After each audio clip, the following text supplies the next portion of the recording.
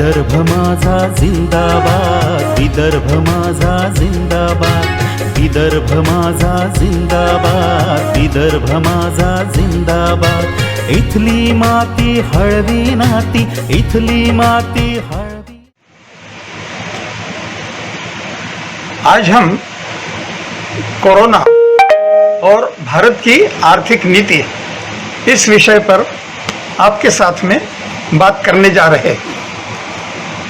Corona एक ऐसी महामारी है कि जिसका उपसर्ग एक व्यक्ति से दूसरे व्यक्ति को हो सकता है और इसलिए उत्पादन व्यवस्था में, कारखानों में, व्यापारों में एक व्यक्ति के नज़दीक दूसरी व्यक्ति नहीं आना चाहिए, ऐसी व्यवस्था करना आवश्यक हो गया। और इसके लिए कारखानों में लोग एक साथ काम करते इसलिए कारखाने बंद किए गए, व्यापार में लोग एक साथ मिलते इसलिए व्यापार बंद किए गए, रेलवे बंद की गई, विमान सेवा बंद की गई, बस सेवा बंद की गई। तो ऐसी स्थिति एक जिसको लॉकडाउन बोलते कि तालाबंदी हो गई है और जो ऐसा हो गया है, उस महामारी का क्या होगा ये तो आरोग्य व्यवस्था का अभ्यास है और उनकी जिम्मेदारी है। हम इतना ही समझ सकते कि जो समस्या हमारे सामने है उसका आर्थिक विश्लेषण क्या हो। दूसरी बात ये है कि कई कंपनियों ने बोला है कि भाई हम एक साथ कामगारों को नहीं बोल सकते रखने के लिए, तो नहीं आले ना ते सुयोग्यता वगैरह पाहता है तो हमको कारखाने में इतने लोग रखना मुश्किल हो जाएगा। जहां 100 लोग काम करते होंगे तो 3-3 फीट का फासला रखने के लिए केवल 100 ही लोग, 30 ही लोग काम कर पाएंगे और इसलिए हमारे बाकी के लोग घरों से काम करेंगे। तो ये एक नई कल्पना रखी जा रही है कि भाई लोग घरों से काम करेंगे।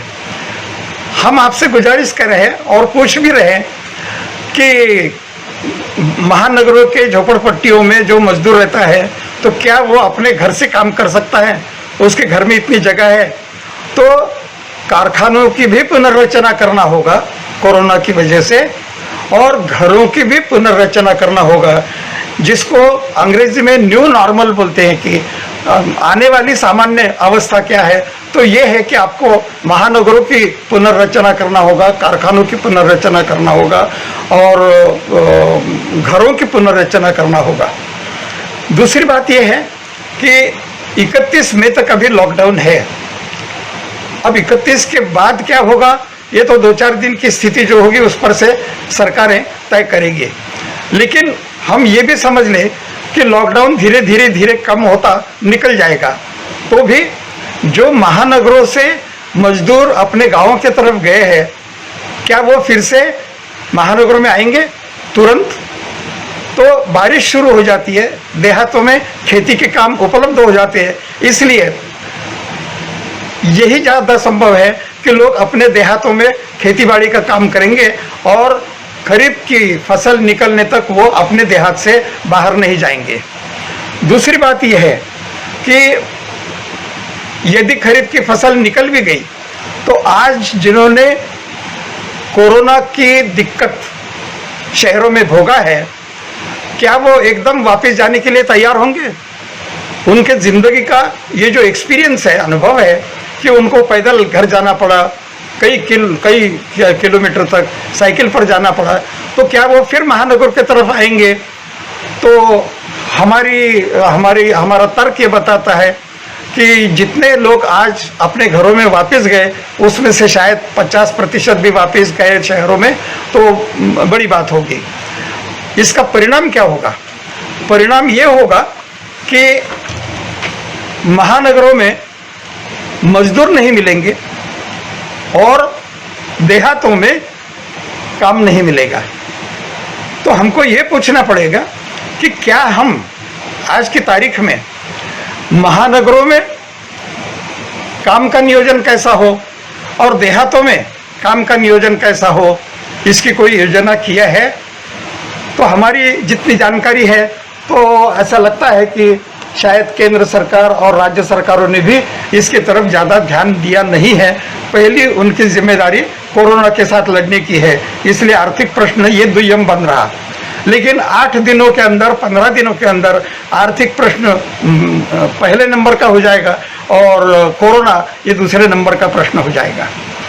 दूसरी बात ऐसी है कि सरकार ने जो आर्थिक नीति जाहिर किया और पैकेज दिया, तो उस पैकेज का स्वरूप क्या है?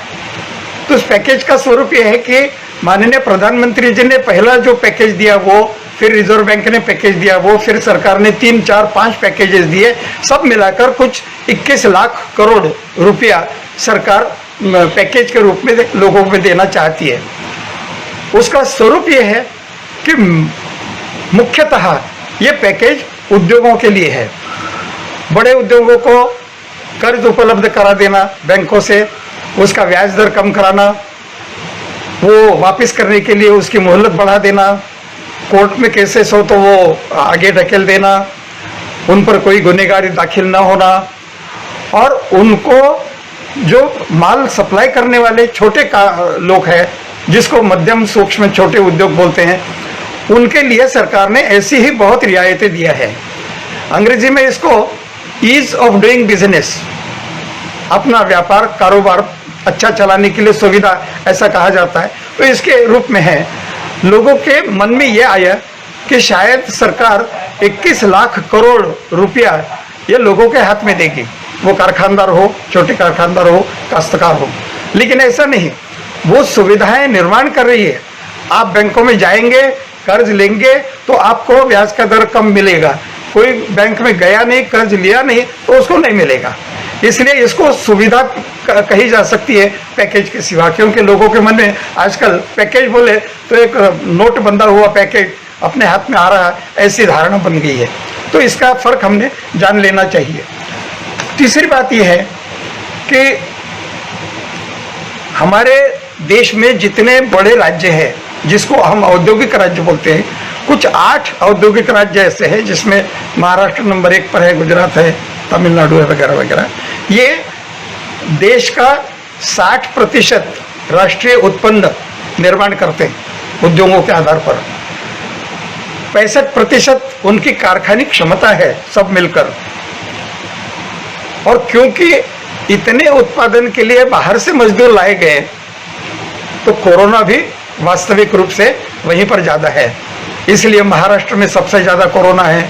तो महाराष्ट्र जैसी देश की आर्थिक राजधानी है, तो लोग आजकल कहने लगे कि महाराष्ट्र कोरोना की भी राजधानी बन गई, क्योंकि इतने मजदूर इकट्ठे आए और इतने बाधित हुए कि वो सबसे बड़ा बाधित राज्य बन गया है। अब इसमें से जो बाहर से आने वाले मजदूर हैं, जिनको प्रवासी मजदूर कहा जाता है, माइग्रेंट लेबर कहा जाता है, उनके लिए दुविधा ऐसी है कि वो 700, 800, 1000 किलोमीटर के दूर से अपने परिवार, घर परिजन छोड़कर इधर आए शहरों में। और आज जब ऐसी दिक्कत आई कि कारखाने बंद है, जेब में पैसा नहीं है, तो अब क्या करें? तो उनको घर वापस जाने के सिवा कुछ चारा नहीं है। और सरकार ने जब ऐसा कहा उद्योजकों से कि भाई उद्योग बंद भी हो तो इनको काम से मत निकालिए, तो वे लोग उद्योजक सुप्रीम कोर्ट में गए और सुप्रीम कोर्ट ने बोला कि ऐसे उद्योगों के खिलाफ सरकार कोई कार्रवाई न करे, क्योंकि वो इनकी स्वतंत्रता है कि उत्पादन नहीं चलता है तो लोगों को पगार न दें। अब ऐसी स्थिति में उद्योग बंद है तो रोजगार बंद है, और रोजगार बंद है तो पगार बंद है, तो मजदूर क्या करेगा? ट्रेनें बंद है, बसेस बंद है, तो मजदूर साइकिल पर पैदल चलकर अपने गांव जा रहा है। अब इसमें एक दिक्कत ऐसी आ रही है कि जिनको पता चला कि ये मजदूर कभी चले जाएंगे तो हमारा उत्पादन कैसा शुरू होगा, तो उन्होंने मजदूरों को बोलना शुरू कर दिया है कि भाई आप मत जाइए, आप हमारे यहाँ पर रहिए, तो हमारे मेहमान करके हम आपकी खातिरदारी करेंगे, हम दिन में 3 बार आपको खाना देंगे, वगैरह वगैरह। लेकिन जिस मजदूर ने ये देख लिया कि कोरोना ये जानलेवा बीमारी है, और यदि जान जानी ही है तो हम हमारे देहात में चले जाएंगे, हमारे लोगों के साथ बैठेंगे, इसलिए लोग सुनने के लिए तैयार नहीं हैं। इसलिए हम देखते हैं हर चैनल पर हर रोज के लोग जा ही रहे हैं। तीसरा मुद्दा ऐसा आता है कि सरकार क्या करना चाहती है। तो सरकार ये कहना चाह रही है कि भाई कारखाने चलते रहे, उत्पादन चलता रहे, और उसके लिए जो भी कुछ सहूलियत चाहिए वो हम देने के लिए तैयार है, उसके लिए हम सोच रहे। लेकिन मन ही मन में सरकार ने दो नीतियां जाहिर कर दिया। एक बोल दिया है कि हमको आत्मनिर्भर भारत निर्माण करना है, और इसके लिए जो आयात दूसरे देशों से हम वस्तु लाते उस पर रोक लगाई जाए, हम जितना बाहर बेचते हैं उसको प्रोत्साहन दिया जाए ताकि आयात कम हो, देने का पैसा कम हो और लेने का पैसा ज़्यादा हो, तो हमारी हालत सुधर जाएगी। अब सरकार ने ये कहा कि इसको स्थानिक वस्तुओं को अपने लेना चाहिए, प्रचार करना चाहिए, बहुत ही अच्छी बात है। फिर सरकार ने ये कहा कि लोकल से अपने ग्लोबल हो जाना चाहिए। तो भाई ग्लोबल तो हम पहले ही है, हम ग्लोबलाइजेशन में ही रहते हैं। तो आप लोकल की भी बात किया और लोकल के बाद में ग्लोबल की भी बात किया, तो आप लोकल की बात कर रहे हैं या ग्लोबल की कर रहे हैं? आत्मनिर्भरता का अर्थ ऐसा होता है कि हम हमारी वस्तुओं का उपयोग करें, हमारे वस्तुओं का हम उत्पादन करें, ताकि रोजगार भी हमको मिले, उसका उत्पन्न भी हमको मिले। हमने जब ये प्रयोग किया था नेहरू जी के ज़माने में, तो हमको विकसित राष्ट्रों ने ऐसा बताया कि भाई हमने तो ये सारा निर्माण कर लिया, मशीनें निर्माण किया, नए प्रोडक्ट निर्माण किया, आप वही क्यों खोज के उसमें अपना समय कमा रहे हो, पैसा कमा रहे हो? इसके बजाय ये अच्छा है कि हमारे पास से वो चीज़ें ले लो और आप अपना विकास करो। शायद दबाव इतना था कि हमने वो मंजूर कर लिया, और 1991 में जब हमने नई आर्थिक नीति अपनाई तो उसमें हमने हमारा बाजार सब खुला कर दिया। तो 2020 में हमको कहना पड़ रहा है कि विदेशी वस्तुओं से हमारा बाजार भर चुका है और अब हमको आत्मनिर्भर होना है।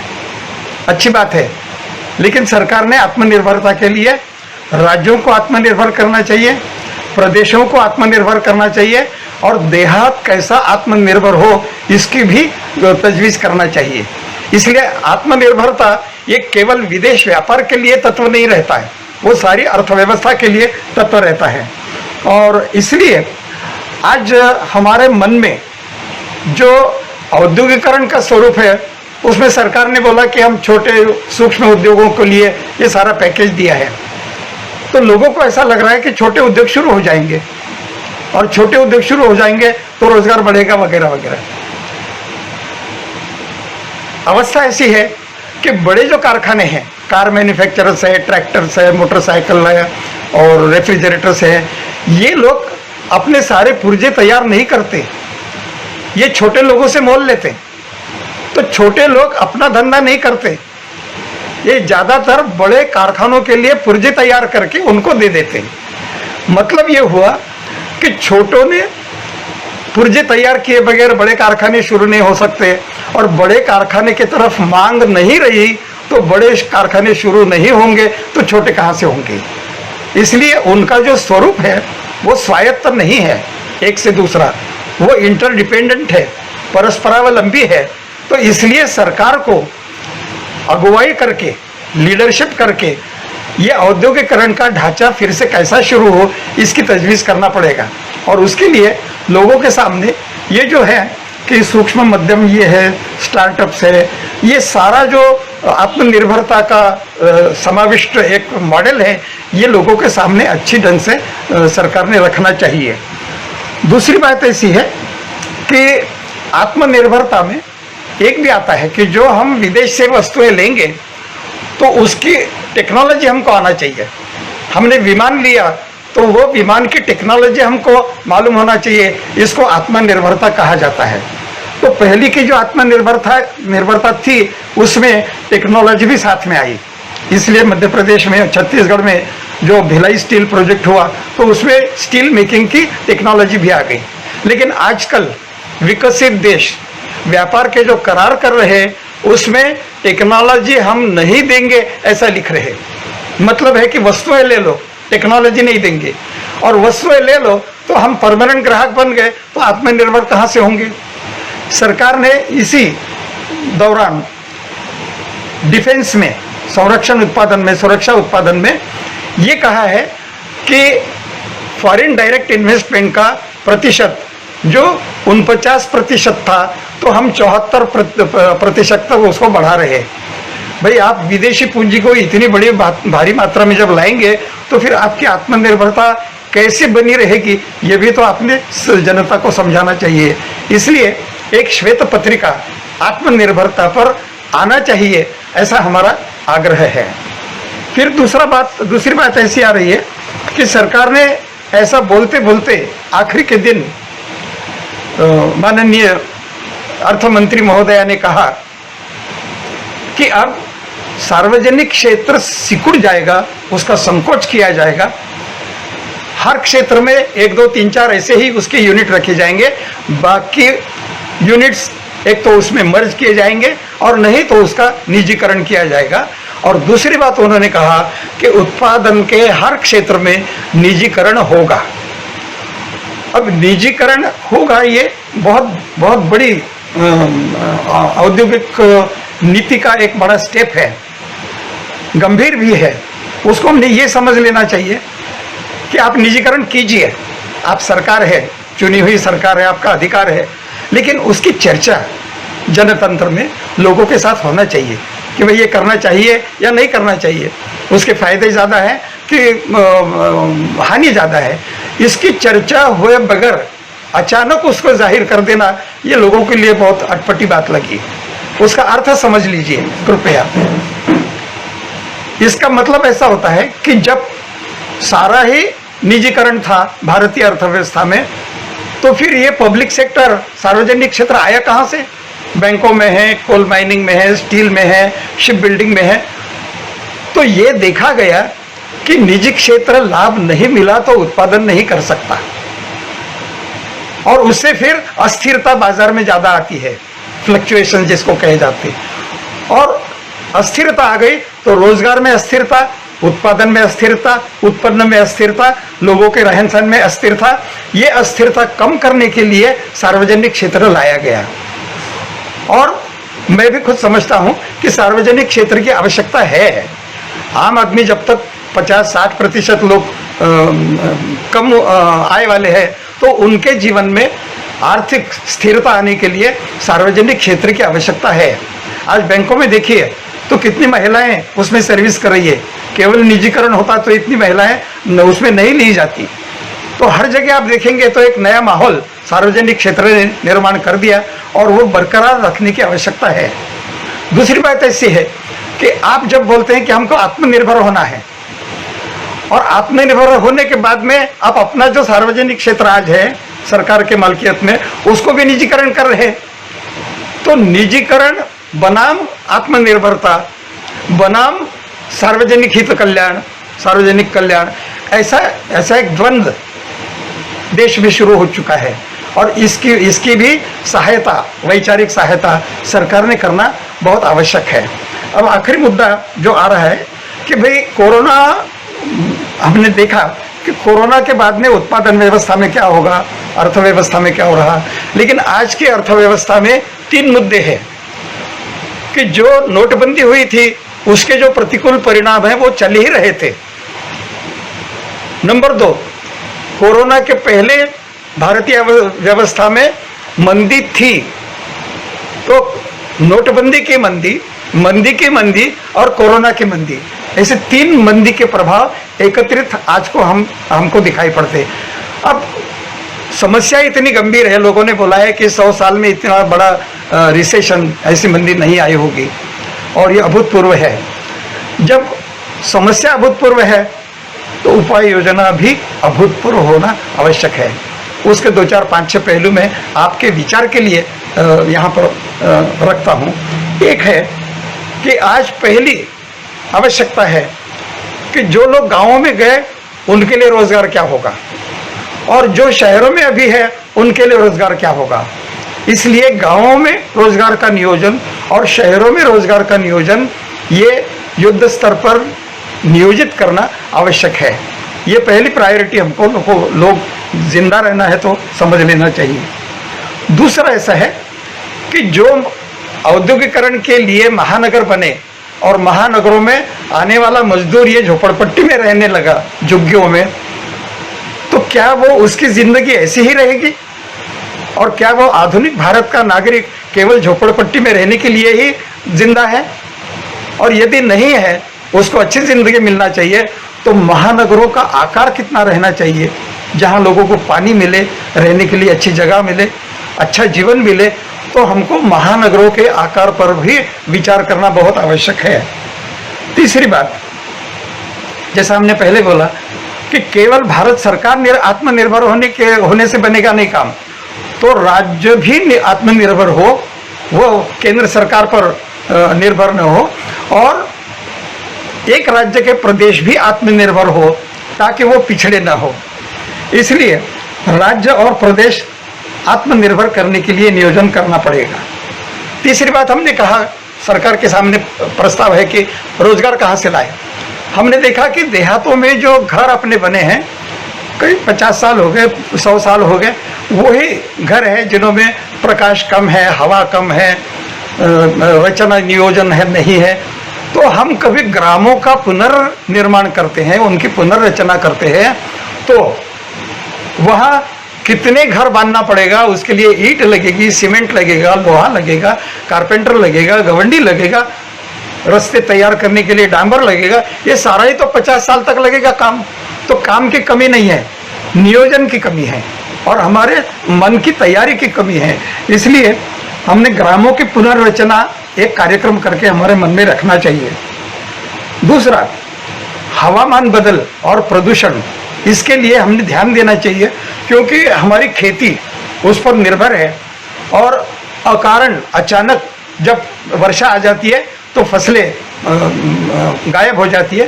तो इसको हमको फसलों को बचाना है, खेती को बचाना है, तो क्लाइमेट चेंज, हवामान बदल को हमने हमारे नीति निर्धारण में प्रायोरिटी देना चाहिए।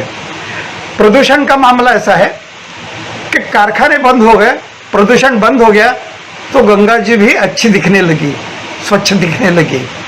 पंजाब में से हिमालय दिखने लगा, क्योंकि बीच में का धुआं कम हुआ। अब लॉकडाउन हट जाए तो हम फिर उतना ही प्रदूषण करें क्या? और उतना प्रदूषण करके हम जागतिक क्षेत्र में महाशक्ति बने? तो इसलिए हमको प्रदूषण और हवामान बदल को हमारे सारे जीवन निष्ठाओं में एक उच्च स्थान देना पड़ेगा। तीसरी बात कि हम काश्तकारों को रास्त भाव देंगे, किफ़ायतशीर भाव देंगे, ऐसा हमने कहा है। आज की स्थिति मैं कम से कम विदर्भ की बोल रहा हूँ, सारे महाराष्ट्र में भी ऐसी है कि कपास बेची नहीं गई है। काश्तकार के घर में अभी कपास है, उसके पास तो कपास का पैसा आना था, लेकिन कपास है क्योंकि भाव नहीं है। सब्जियों के बगीचे तोड़ दिए गए, भाव नहीं है। फलों के बगीचे तोड़ दिए गए, भाव नहीं है। अब जो संपत्ति हमारी निर्माण हो रही है उसको भी तोड़ रहे हैं लोग, क्योंकि भाव नहीं है। तो सरकार का जो ये आश्वासन है, ये जमीन पर दिखना आवश्यक है कि काश्तकारों को वो कैसा भाव देते हैं। और जब तक वो भाव देते नहीं, तब तक देहातों में पैसा नहीं रहेगा, और पैसा नहीं रहेगा तो उसको लाचार होकर शहरों में आना पड़ेगा। ये लाचारी रोकने के लिए हमको काश्तकार को उचित दाम देना ये बहुत आवश्यक है, और उसकी राजनीति और उसकी अर्थनीति ये केंद्र सरकार से तो राज्य सरकार तक तय होना बहुत आवश्यक है। और आखिरी मुद्दा, ये सारी चीज़ें जो है तो हमारी शिक्षा प्रणाली में और आरोग्य प्रणाली में आना चाहिए। देहात में आरोग्य की व्यवस्था, स्वच्छता व्यवस्था ये पर्याप्त हो, शिक्षा की व्यवस्था ये पर्याप्त हो। हमारा बच्चा 10वीं 12वीं सीख लेता है, वो बोलता है कि मेरे को नौकरी दो, क्योंकि हमने उसको कारागिर नहीं बनाया। हर स्कूल कारागिरी स्कूल होना चाहिए। हर इंटरमीडिएट स्कूल, जूनियर कॉलेज ये ITI होना चाहिए, ताकि वो 12वीं भी हो जाता है और उसके साथ में कारीगर भी हो जाता है, तो वो अपना रोजगार खुद ढूंढ लेगा, नव प्रवर्तन करेगा, इनोवेशन करेगा। इसलिए हमारी शिक्षा प्रणाली में आमूलाग्र बदल होना आवश्यक है।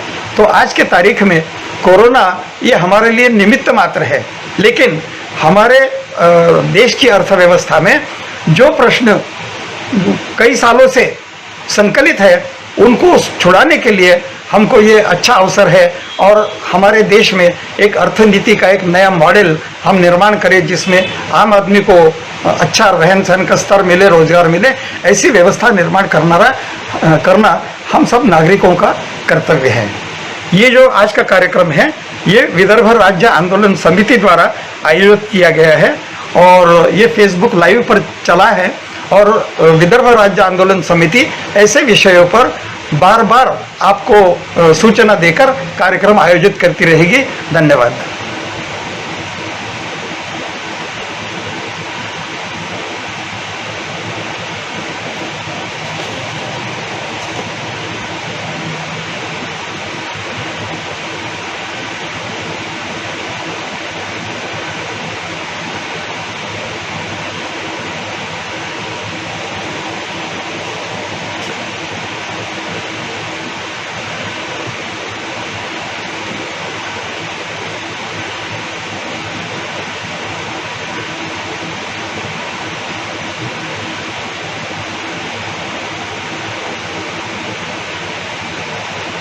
ते बंद कसं करायचं रे?